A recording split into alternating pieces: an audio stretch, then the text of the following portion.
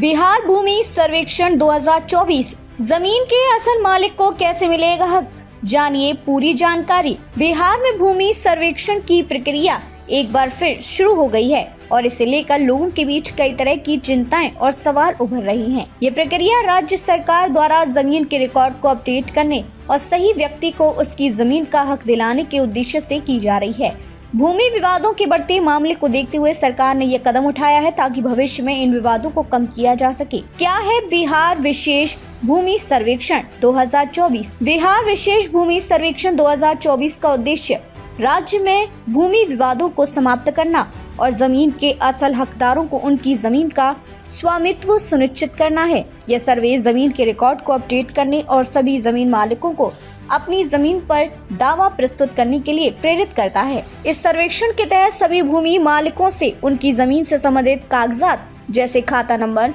खेसरा, रकबा और वंशावली की जानकारी प्रस्तुत करने के लिए कहा गया है। अपना दावा कैसे करें? भूमि मालिक अपने दावे ऑफलाइन और ऑनलाइन दोनों माध्यमों से प्रस्तुत कर सकते हैं। ऑफलाइन दावा प्रस्तुत करने के लिए राज्य सरकार ने अंचल स्तर पर शिविर लगाए हैं, जहां लोग जाकर अपनी आवश्यक कागजात के साथ आवेदन जमा कर सकते हैं।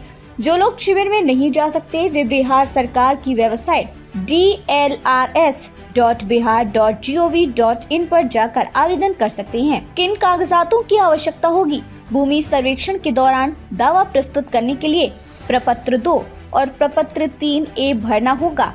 प्रपत्र 2 में जमीन की पूरी जानकारी जैसे खाता नंबर, खेसरा, रकबा और चौहदी की जानकारी देनी होगी। प्रपत्र 3A वंशावली के विवरण के लिए जिसे उन भूमि मालिकों को भरना है जिन्हें जमीन पुरखों से मिली है। इसके साथ ही जमीन के खतियान, लगान की रसीद, आधार कार्ड और मोबाइल नंबर जैसे दस्तावेज भी जमा करने होंगे। क्या होगा अगर कागजात पूरे नहीं हुए?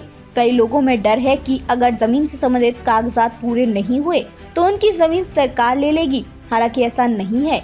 यदि किसी जमीन का कोई भी कागज उपलब्ध नहीं है तो जमीन को सरकारी घोषित करने की प्रक्रिया से पहले नोटिस जारी किया जाएगा और दावा मांगा जाएगा। यदि कोई व्यक्ति उस जमीन पर दावा नहीं कर पाता या दावा साबित नहीं होता तब जाकर जमीन को बेनामी घोषित कर सरकारी संपत्ति बनाया जा सकता है। सुधार के कितने मौके मिलेंगे? यदि आवेदन में कोई गलती हो जाती है तो गजट प्रकाशन से पहले सुधार के लिए 3 मौके दिए जाएंगे। अंतिम प्रकाशन के बाद किसी भी प्रकार का सुधार संभव नहीं होगा। केवाला नहीं दिखाया तो जमीन सरकार ले लेगी। यह डर भी गलतफहमी पर आधारित है। अगर कोई व्यक्ति अपनी जमीन का केवाला नहीं दिखा पाता तो ये जरूरी नहीं कि उसकी जमीन सरकार ले लेगी।